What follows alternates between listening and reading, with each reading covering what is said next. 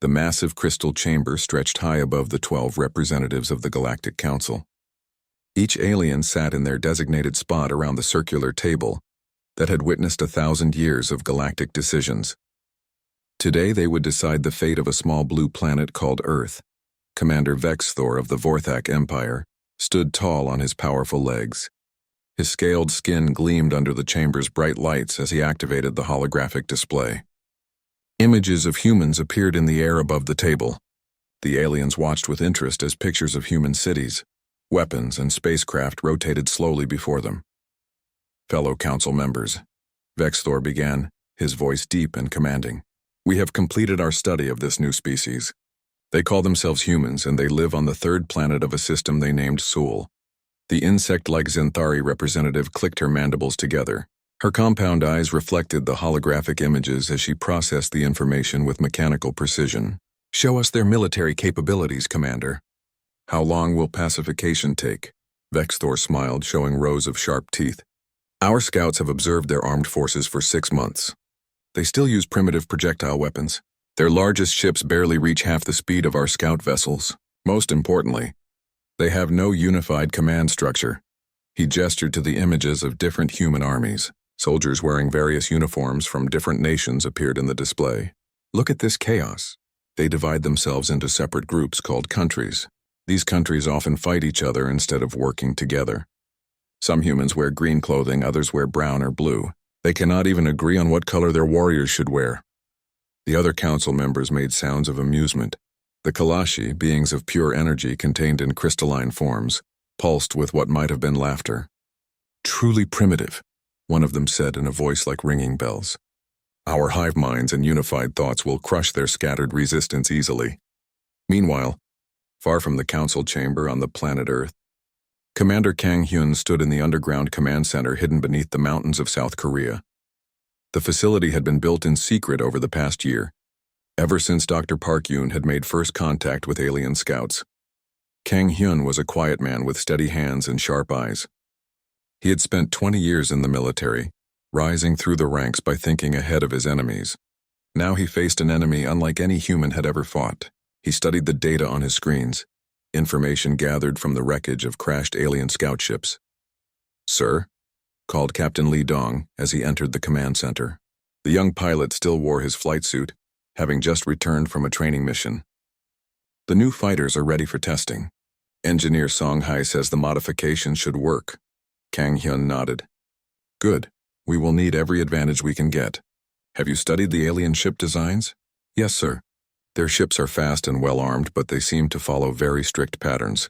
They fly in perfect formations and attack in predictable ways." This made Kang Hyun smile slightly. Predictable can be useful. Dr. Park Yoon believes these aliens think in very organized ways. If we can break their patterns, we might surprise them. Back in the council chamber, Vexthor continued his presentation. Our intelligence shows that humans have just discovered faster-than-light travel. Their first attempts are slow and clumsy. They have built only a few ships capable of leaving their solar system. The Zenthari representative's antennae twitched. What about their population and industrial capacity? Significant numbers, but poorly organized, Vexthor replied. They have approximately 8 billion individuals spread across their planet's surface. However, they waste much of their industrial output on luxury items and entertainment. They build machines for games and pleasure instead of weapons. An elderly alien with tentacles instead of arms raised one appendage. The Nethkari were known for their careful planning. Have we considered their psychological profile? Some species fight harder when threatened. Vexthor's expression showed confidence. Humans are emotional creatures driven by individual desires. When faced with superior force, they will surrender to protect their families and personal interests. Our psychological experts predict mass capitulation within 72 standard hours of invasion. The Zenthari clicked approval. The hive mind agrees. Emotional chaos cannot stand against organized precision. We calculate a 94.7% probability of complete victory with minimal losses. Unknown to the council, Dr. Park Yoon sat in her laboratory on Earth, studying recordings of alien communications intercepted from their scout ships. She was a small woman with intense focus, and she had learned enough of their language to understand their basic intentions. What she heard in those recordings worried her greatly. They see us as insects to be stepped on, she told Kang Hyun during their daily briefing. But they make assumptions about us that might not be true.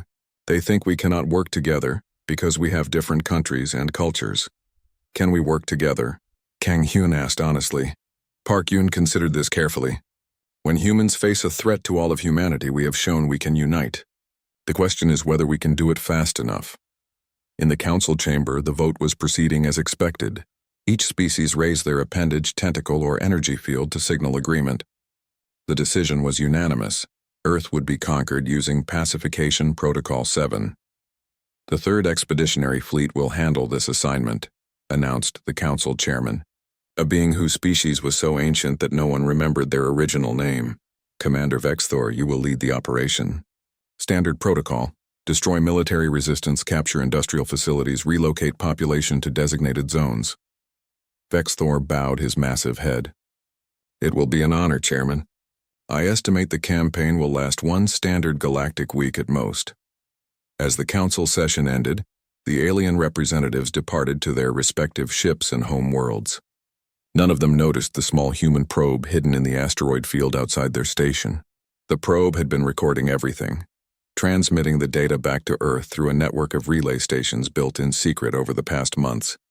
Engineer Song Hai, a young woman with quick hands and a creative mind, received the transmission in her hidden workshop. She had been reverse engineering alien technology from crashed scouts, learning how their systems worked. What she discovered excited and terrified her. Their technology is amazing, she reported to the command team, but it's all built the same way. Every ship follows identical patterns. Every weapon system uses the same basic design. They're advanced, but they don't change or adapt their technology. Kang Hyun found this information very interesting. So if we learn to counter one of their weapons, we can counter all weapons of that type? Exactly. But there's more. Their communications are all connected through a central network. If we could find a way to disrupt that network. The implications were clear. The aliens' greatest strength, their unified coordination, might also be their greatest weakness. As Earth's secret defenders prepared for war, the Galactic Council's 3rd Expeditionary Fleet began assembling at the edge of known space. Thousands of alien warships gathered in perfect formations, their crews confident in their superiority over the primitive humans. Neither side knew that this conflict would change the galaxy forever. The Council expected an easy victory that would add one more conquered world to their empire. Humanity prepared for a desperate fight for survival. The stage was set for a war that would shatter all expectations. 3 months after the Council's decision, their 3rd Expeditionary Fleet dropped out of hyperspace at the edge of the Sol system. Commander Vexthor stood on the bridge of his flagship, watching the tactical display show the positions of over 300 alien warships. The fleet stretched across space in perfect geometric patterns, each ship knowing exactly where it belonged. Long-range sensors detect the human homeworld, reported his tactical officer. No defensive formations detected. They appear to be hiding on their planet's surface. Vexthor nodded with satisfaction. As expected.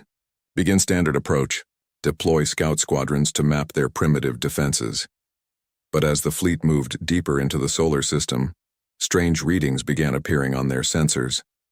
Lieutenant Kim Jun, hidden in a camouflaged observation post on one of Jupiter's moons, watched the alien ships through his modified telescope and smiled grimly.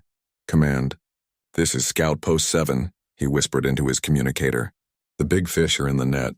Count as 300+ vessels moving in formation pattern Delta 7, just like the computer predicted. Far away on Earth, Admiral Cho Min received the report in the expanded command center. She was the first human to hold the rank of Admiral of Space, a title created specifically for this war. Her gray hair was pulled back in a practical style, and her eyes held the calm focus of someone who had spent months preparing for this moment. All stations, this is Neptune Control, she announced on the fleet-wide channel. Execute Thunder Plan on my mark. Remember, we only get one chance to surprise them. The alien fleet continued its approach, confident and unhurried. They had used this same formation to conquer dozens of worlds. Their ships moved with mechanical precision, each one following predetermined paths calculated by their central computers. Vexthor studied the tactical display with growing confusion. Where are their ships? Our intelligence reported they had built some space vessels. Perhaps they are hiding behind their planet, suggested his tactical officer. Some primitive species attempt to use their world as a shield. Scan the asteroid belt, Vexthor ordered. Check for any unusual readings. The sensors reached out across millions of kilometers of space, probing the countless rocks and debris that orbited between Mars and Jupiter. For a moment, everything seemed normal. Then the readings came back and alarms began sounding throughout the alien fleet. Sir, the tactical officer's voice cracked with surprise. The asteroid belt. It's not natural anymore. We're detecting massive artificial structures, power signatures, weapons. Engineer Song Hei floated in zero gravity inside Asteroid Base Alpha, one of dozens of hidden installations built into space rocks over the past year. Her hands moved quickly over the control panels as she armed the massive railgun hidden inside the hollowed-out asteroid. Target lock acquired, she reported calmly. Range 700,000 kilometers and closing. Firing solution uploaded. All around the solar system, similar scenes played out. What the aliens had assumed was empty space filled with debris was actually a carefully planned defensive network. Human engineers had spent months hollowing out asteroids, installing weapons, life support systems, and shield generators. The asteroids looked natural from the outside, but inside they were military bases. Mark, Admiral Cho Min's voice echoed through every human installation. The aliens' first indication of trouble came when their lead ships simply disappeared. One moment the scout vessels were there, the next they were expanding clouds of superheated gas. The railguns fired projectiles at significant fractions of light speed, turning the alien scouts into cosmic dust before they could even send a warning. Vexthor's bridge erupted in chaos as damage reports flooded in. What happened to Scout Squadron Alpha? Unknown weapons fire, sir. Projectile weapons, but moving faster than our sensors can track. Before Vexthor could respond, the second wave of attacks began. Captain Li Dong led his squadron of modified fighters out from behind Earth's moon, their engines burning bright against the black of space. The human ships looked crude compared to the sleek alien vessels, but they had advantages the aliens couldn't see. All pilots, remember your training. Li Dong spoke into his helmet communicator. They expect us to fight like their previous enemies. Show them what human creativity looks like. The human fighters didn't attack in formation. Instead, they scattered like a school of fish, each pilot choosing his own approach vector. Some dove down relative to the orbital plane. Others spiraled in complex patterns. A few pilots even flew backwards, using their rear-mounted weapons to shoot while retreating. The alien tactical computers had never seen anything like it. Their algorithms were designed to counter organized fleet movements and predictable attack patterns. Faced with 24 human pilots all doing different, seemingly random things, the computers froze. Defensive Formation 7, Vexthor shouted. Deploy energy screens. But the human attacks weren't focused on the main fleet. Li Dong's pilots targeted the alien communication arrays and sensor installations. Each alien ship relied on constant data sharing with the rest of the fleet. When the communication systems started failing, the perfect formations began to break apart. Lieutenant Kim Jun activated the second part of the human plan. Hidden throughout the asteroid belt were electronic warfare stations built from reverse-engineered alien technology. At his signal, they began broadcasting interference on the aliens' command frequencies. Sir, we've lost contact with battle groups 4 through 7, reported Vexthor's communication officer. The humans are jamming our networks. For the first time since the battle began, Vexthor felt something he hadn't experienced in decades of conquest: uncertainty. How is this possible? They're supposed to be primitive. Dr. Park Yoon's voice reached Admiral Cho Min from the research station hidden inside Ceres. Admiral, the language analysis is working. I'm intercepting their battle communications. They're confused and requesting instructions from their fleet commander. Can you disrupt their communications further? Better than that, Park Yoon replied with satisfaction. I can give them false instructions. The human counterattack expanded as more hidden bases revealed themselves. What the aliens had thought was an empty, undefended star system turned out to be a maze of weapons, sensors, and communication jammers. Worse, the humans weren't fighting the way any species was supposed to fight. Specialist Kim Yu, working from a cyber warfare station built into an asteroid near Jupiter, had been studying alien computer systems for months. When the alien fleet tried to coordinate their response, they found their own computers turning against them. Their navigation systems just accepted our modified course data, Kim Yu reported with excitement. 3 of their cruisers are heading directly into the minefield. The mines were another human innovation. Instead of building expensive, complex weapons, human engineers had filled old shipping containers with metal fragments and small nuclear charges.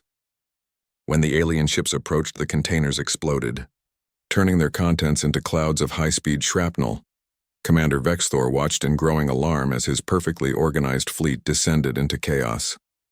Ships collided with each other when their navigation systems failed. Weapons fired at friendly vessels when the target identification computers received false data. Communication became impossible as human jammers filled every frequency with noise. "This is impossible," he roared. "They cannot have this level of technology." His tactical officer, trying to make sense of the sensor readings, looked up with confusion. "Sir, I think they don't have this level of technology. These weapons appear to be built from our own systems." The terrible truth began to dawn on Vexthor. Somehow the humans had captured alien equipment and learned to use it against them. But that shouldn't be possible. It had taken the Council species centuries to develop their current technology. "Captain Lee." Dong's voice crackled across the human communication network as his fighters regrouped behind Mars. "All squadrons, Phase 1 complete. Enemy formation integrity down 60%. Beginning Phase 2. Phase 2 was even more confusing for the aliens. Instead of pressing their attack, the human fighters simply disappeared. One moment they were there. The next they had vanished into the maze of asteroids and debris that filled the solar system. Vexthor tried to restore order to his fleet.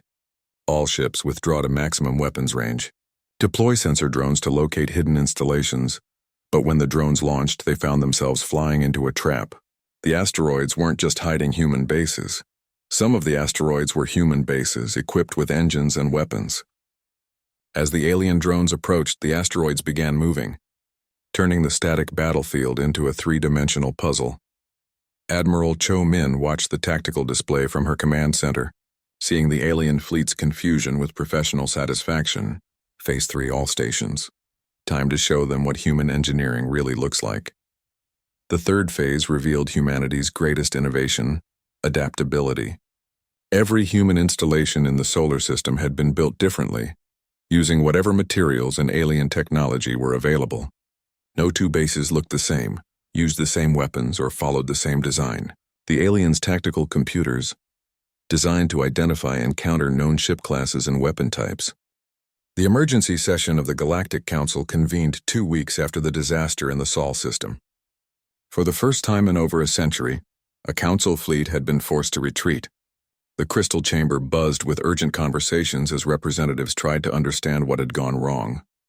Commander Vexthor stood before the assembly, his scaled skin showing stress patterns that indicated deep embarrassment. Behind him, holographic displays showed the wreckage of ships and the confused movements of his fleet during the battle. "Honored Council members," he began, his voice lacking its previous confidence. "The humans proved more resourceful than our intelligence indicated. They had prepared extensive defenses and demonstrated tactical abilities we did not expect." The Zenthari representative's compound eyes focused on him with mechanical intensity. "Explain how primitive beings defeated advanced Council technology." "They used our own technology against us," Vexthor admitted. "Somehow they captured our scout ships and reverse-engineered our systems. Their weapons were crude but effective. More troubling, they showed no respect for proper military formations or logical battle tactics." The elderly Nethkari elder extended a tentacle toward the display. "Show us their battle patterns again." The hologram replayed the human attack. Council members watched in confusion as human fighters scattered in all directions.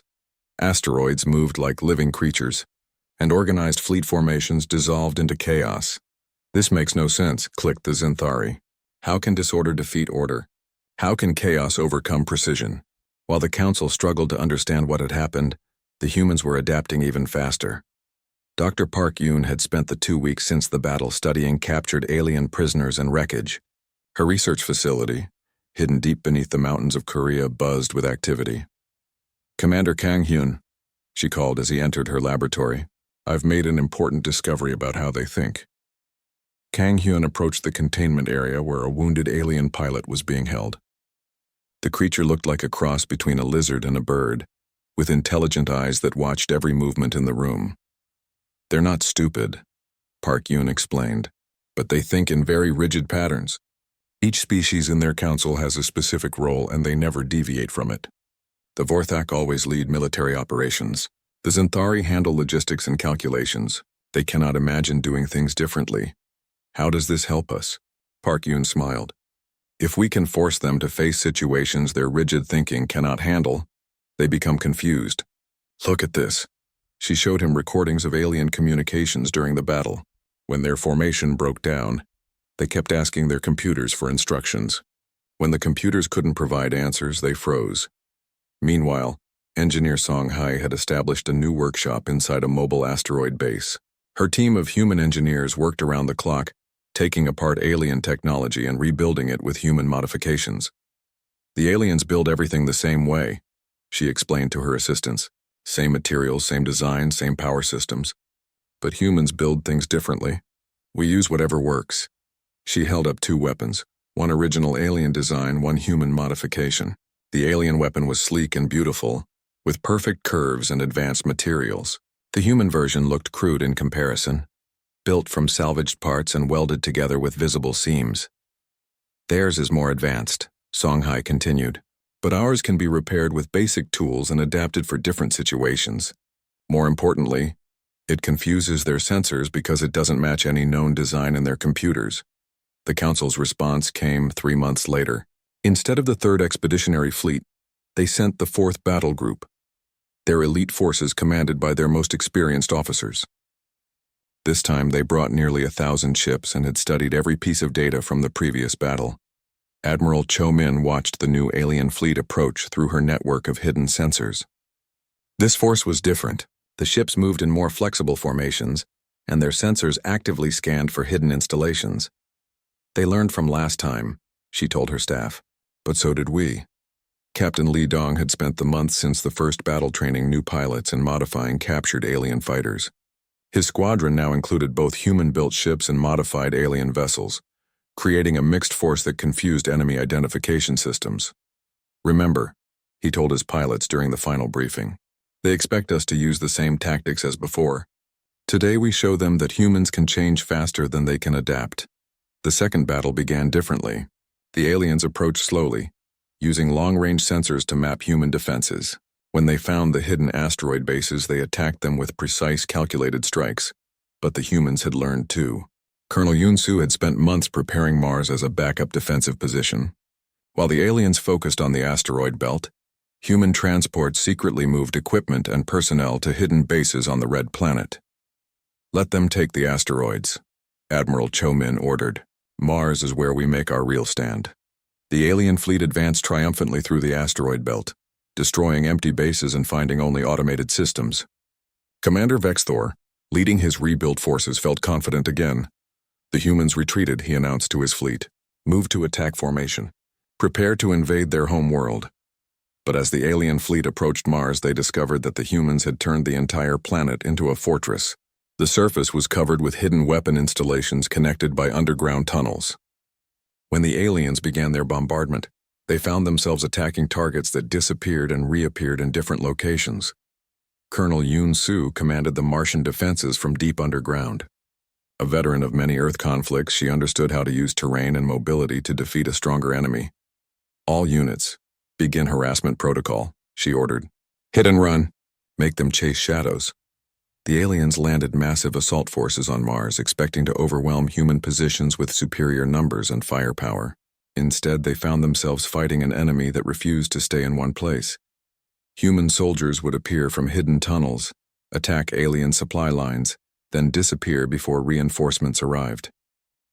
The aliens' heavy vehicles, designed for open battle, became trapped in narrow canyon passes where human engineers had prepared avalanches and rock slides. Dr. Nam-il, a physicist working on breakthrough weapons technology, had prepared a special surprise for the alien fleet. Using captured power generators and human creativity, his team had built a massive electromagnetic pulse cannon, hidden inside Mars's largest volcano. "One shot," he told his assistants. "We get one chance to disrupt their entire fleet coordination." When the alien fleet moved into optimal position above Mars, Nam-Il fired his secret weapon.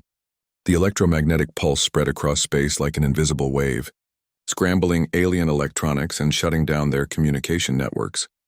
For 6 hours, the mighty alien fleet drifted helplessly above Mars while their computers rebooted and their crews tried to restore communication.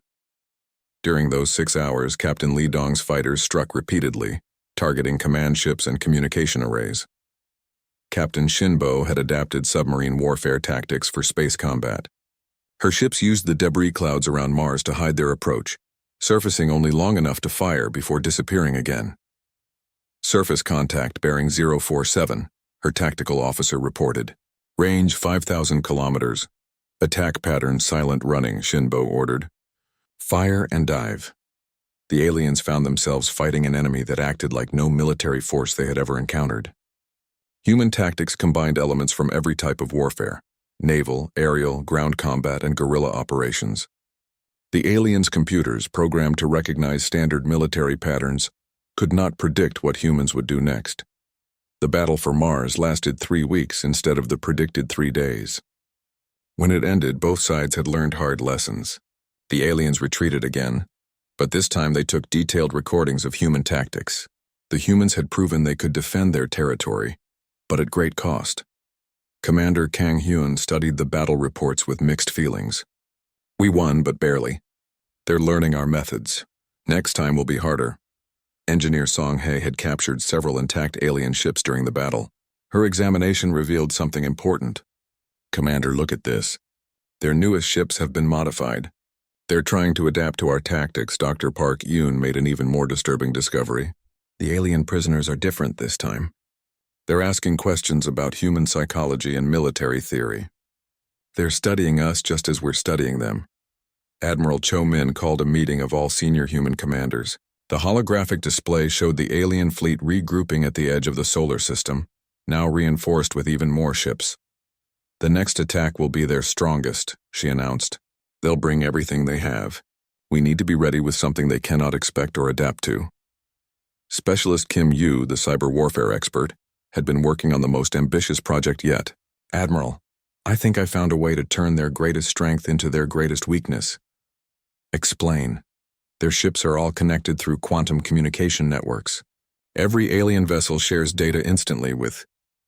6 months after the first alien invasion attempt, humanity launched its most daring operation yet, deep in the hidden shipyards built inside Jupiter's moons. Admiral Cho Min stood before the largest fleet humanity had ever assembled. The ships looked strange compared to traditional human or alien vessels.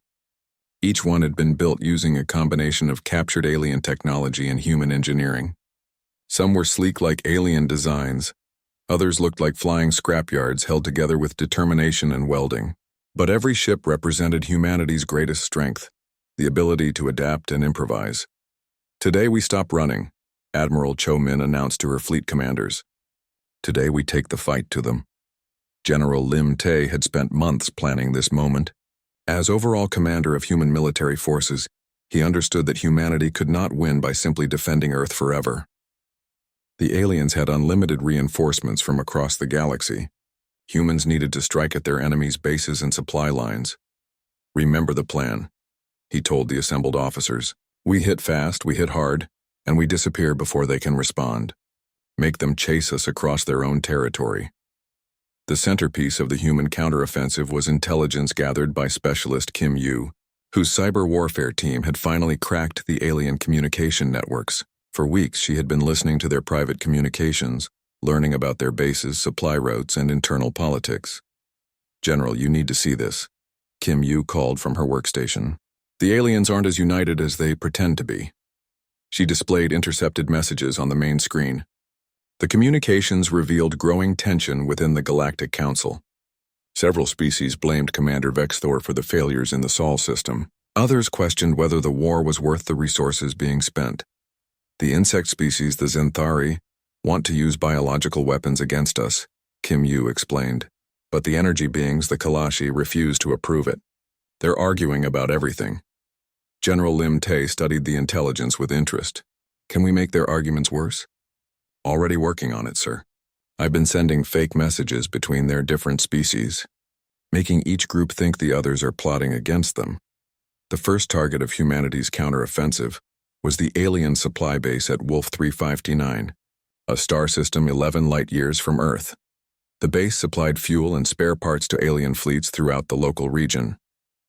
More importantly, it was defended by only a small garrison that expected no threats. Commander Park G led the assault force in humanity's newest creation, a stealth ship built entirely from reverse-engineered alien technology, but powered by human nuclear reactors. The ship could hide from alien sensors by mimicking their own signal patterns. "Approaching target system," reported her navigation officer. "Enemy base detected. Count shows 37 ships, mostly cargo vessels." Park G smiled grimly. "Begin Operation Silent Thunder.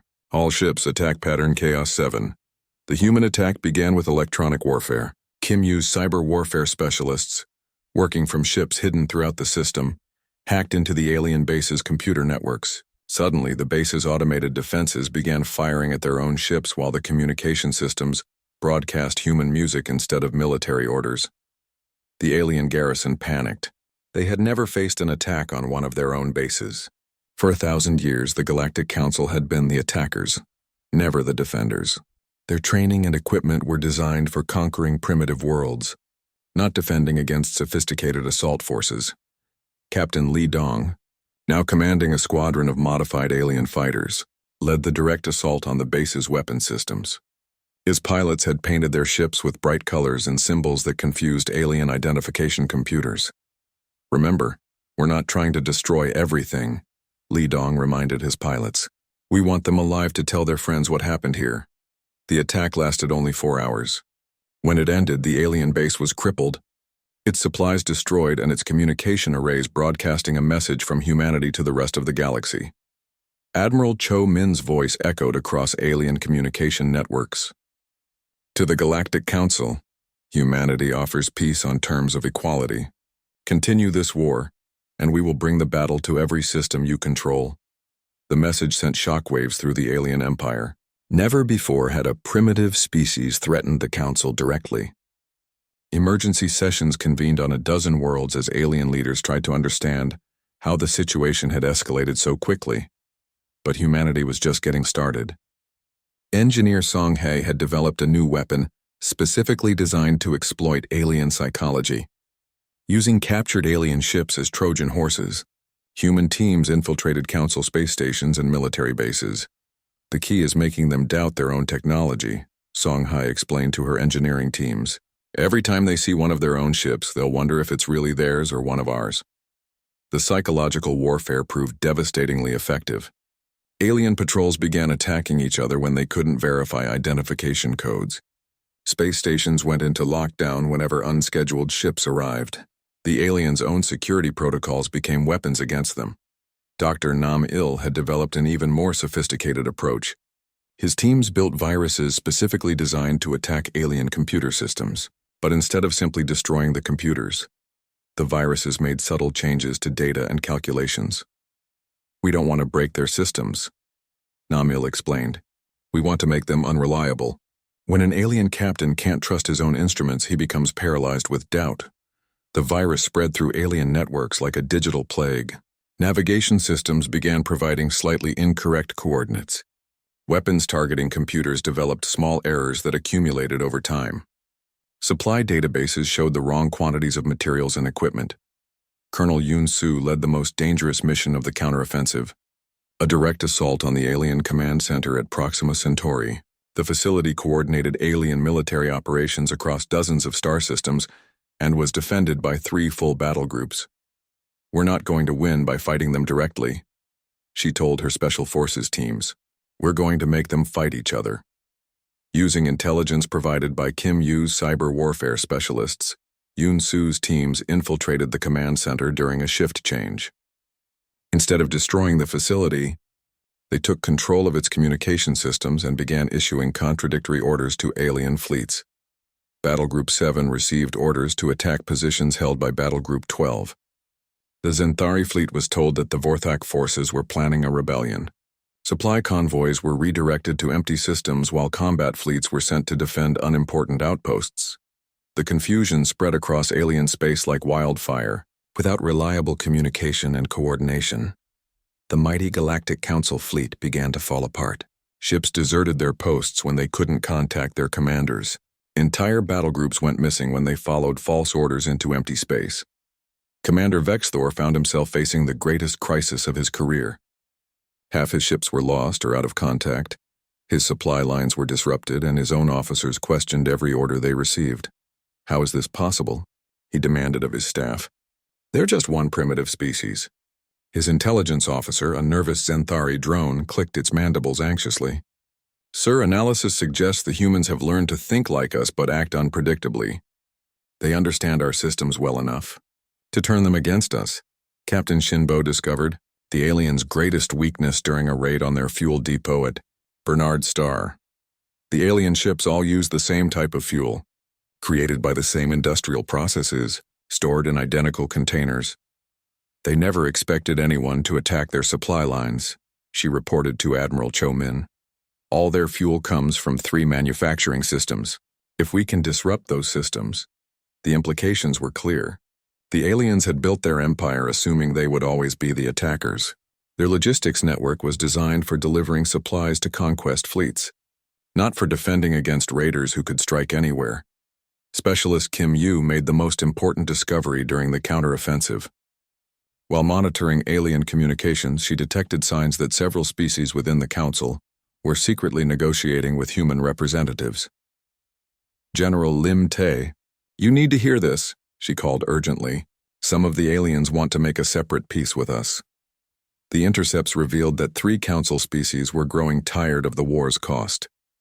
The energy beings, the Kalashi, had lost several ships to human attacks and questioned whether conquering one more world was worth the resources. A species of traders, the Mordeki, worried that the war was disrupting their commercial operations. Can we contact them directly? General Lim Tae asked. Already working on it, sir. Dr. Park Yoon has been preparing diplomatic protocols. If we can split the alien alliance. The human counteroffensive reached its climax when Admiral Cho Min's fleet appeared in the Vega system, the regional headquarters of the Galactic Council's 4th sector. Instead of attacking immediately, the human fleet broadcast a message to the alien defenders. We could destroy this base, Admiral Cho Min announced, but we prefer to offer you a choice. Surrender now, and we guarantee safe passage for all non-combatants. The emergency session of the Galactic Council convened on their fortress world of Kepler Prime, far from the chaos consuming their outer territories. For the first time in their 1,000-year history, the Council faced the possibility of actual defeat. The Crystal Chamber, once filled with confident voices planning conquests, now echoed with desperate arguments and accusations. Commander Vexthor stood before the assembly, his once proud bearing broken by months of defeats. Behind him, tactical displays showed the catastrophic state of Council forces. Fleets scattered across dozens of systems, supply lines severed, and entire sectors in open rebellion. Honored Council members, he began, his voice hollow with exhaustion. The human threat has exceeded all projections. They have turned our own strengths against us and exploited weaknesses we did not know existed. The Zenthari hive mind representative's compound eyes focused on him with cold calculation. Unacceptable. Deploy the sector fleet. Commit every ship to crush this rebellion before it spreads further. The elderly Nethkari elder extended a trembling tentacle. That would leave our core worlds defenseless. Already 17 species have requested permission to withdraw from the war. If we commit our reserve forces and lose them, then we face the unthinkable, clicked the Zenthari. But better to risk everything than accept defeat from primitives. Unknown to the Council, their private communications were being monitored. Deep in the hidden command center beneath Earth's surface, Specialist Kim Yu listened to every word through the quantum communication network her team had secretly infiltrated months earlier. They're going to throw everything at us, she reported to the assembled human commanders. Every ship, every weapon, every soldier they have left. Admiral Kang Hyun, promoted to Supreme Commander of all human forces, studied the intelligence reports with calm determination. The months of war had transformed him from a cautious military strategist into something the galaxy had never seen, a human leader forged by impossible circumstances. How many ships? He asked. Our estimates suggest 8,000 vessels, replied Admiral Cho Min. more than 20 times what we faced in the first battle. Captain Li Dong, now commanding humanity's largest fighter wing, whistled softly. That's a lot of targets. It's also an opportunity, Kang Hyun observed. They're putting all their eggs in one basket. If we can shatter this fleet, we break their power forever. Dr. Song Hae had spent the weeks since the counteroffensive working on humanity's most ambitious project yet. In secret facilities scattered throughout the solar system, human engineers had been building something that no species in galactic history had ever attempted, a weapon designed to turn an enemy's greatest strengths into fatal weaknesses. The virus is ready, she announced to the command staff. But I want to be clear about what this will do. Once we release it into their networks, every alien ship will become a potential threat to every other alien ship. The weapon was elegant in its simplicity. Using their deep understanding of alien psychology and technology, human programmers had created a computer virus that didn't destroy alien systems. It made them dangerously unreliable at precisely the wrong moments. Engineer Song Hae explained the technical details. The virus studies each ship's crew and learns their behavior patterns.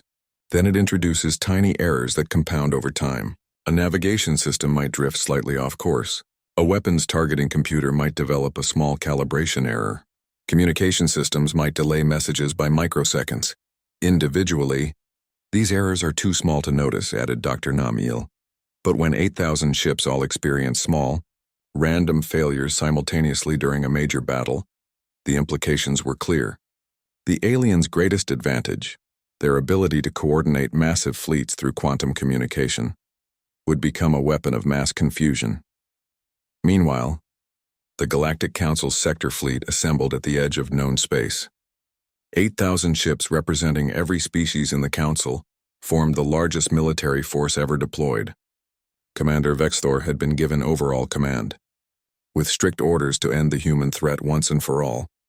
This time, there will be no retreat, announced the Council chairman through quantum communication. Either humanity surrenders unconditionally, or their species is eliminated entirely. But as the alien fleet prepared for its final assault, cracks were already appearing in the Council's unity. 3 species had secretly opened negotiations with human diplomats.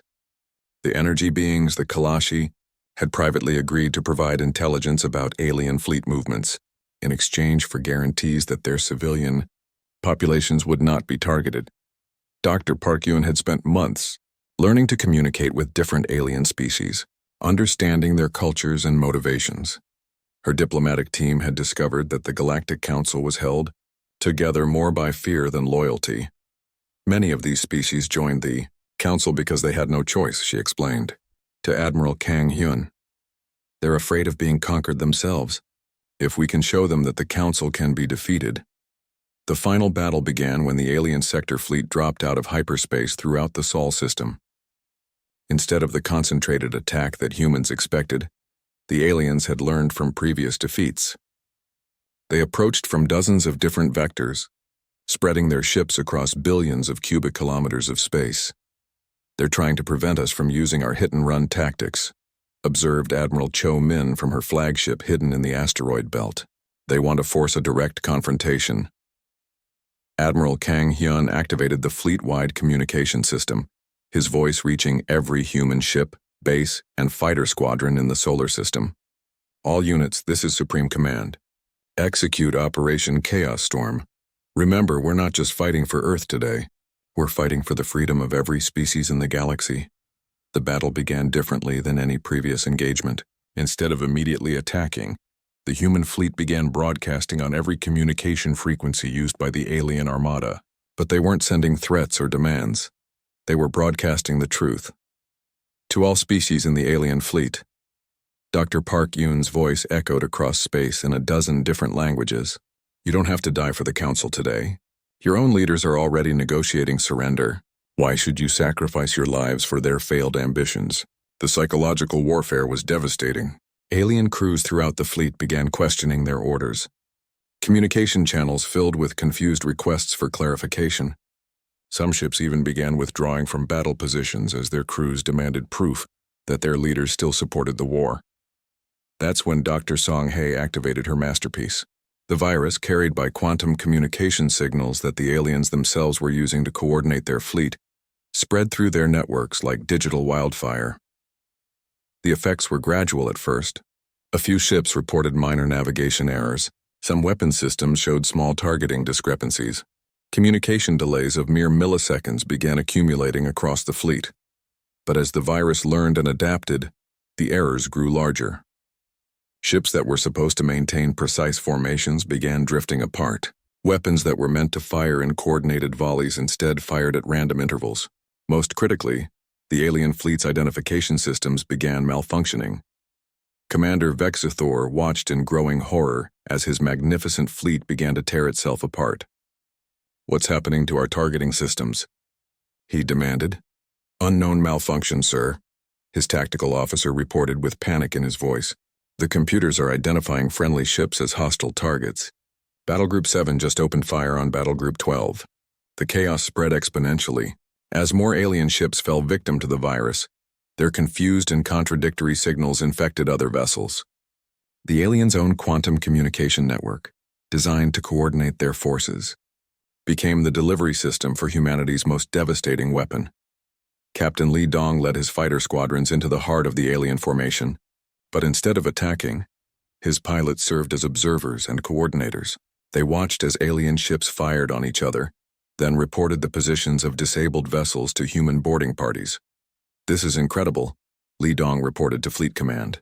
"They're doing more damage to themselves than we ever could. At least 300 alien ships have been destroyed or disabled by friendly fire." Colonel Yunsu's Special Forces teams had prepared for this moment. Using captured alien shuttlecraft, her soldiers infiltrated the confused enemy fleet and began capturing key vessels. But instead of killing the alien crews, they offered them a choice: surrender and join the fight against the Council, or be transported to neutral territory. The psychological impact was profound. As word spread through the alien fleet that humans were taking prisoners rather than killing defeated enemies, more and more alien crews began surrendering voluntarily.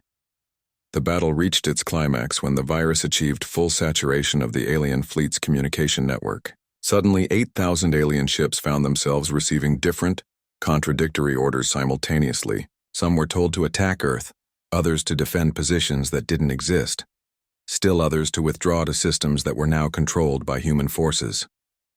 Commander Vexthor's flagship became the center of a commune.